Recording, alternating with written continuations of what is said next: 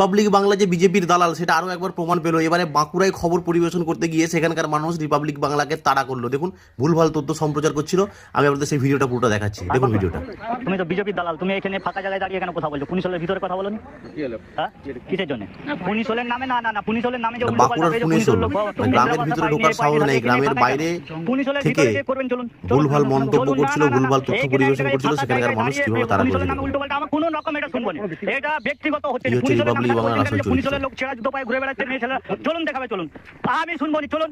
উল্টো পাল্টা কথা বললে হবে না, পুলিশ হলের নামে উল্টো পাল্টা কথা বললে হবে না। পুলিশ হলে ছেঁড়া জুতো পরে, পুলিশ হলে ছেঁড়া জুতো পরে কে ঘুরে বেড়াচ্ছে? কে ঘুরে বেড়াচ্ছে? কে ঘুরে বেড়াচ্ছে? এই যে বলছে যে পুলিশ হলের লোক ঘর পাইনি, ইন্দিরাবাসন পাইনি, কে পাইনি? চলুন দেখাবে, চলুন। আমি যাবো, আমি দেখবো, আমি দেখবো। উল্টো পাল্টা কথা বললে হবে না। পুলিশ হলের নামে উল্টো পাল্টা ফাঁকায় দাঁড়িয়ে কি পুলিশ হলে যদি দুর্নাম করার আছে পুলিশ হলের ভিতরে। আর বাংলা তো এমনিতেই বিজেপির দালাল, আমরা তো জানি, পরিষ্কার বিজেপির দালাল। আর বাংলা বিজেপির দালাল পরিষ্কার। পুলিশ হলের নামে কেন উল্টো পাল্টা কথা হচ্ছে এখানে ফাঁকায় দাঁড়িয়ে? এরা মুসলিম গ্রামে গিয়ে মুসলিমদের খেপাচ্ছে, যদিও গ্রামে ঢুকতে পারছে না, গ্রামের বাইরে থেকে করছে। আর হিন্দু গ্রামে গিয়ে হিন্দুদের খেপাচ্ছে।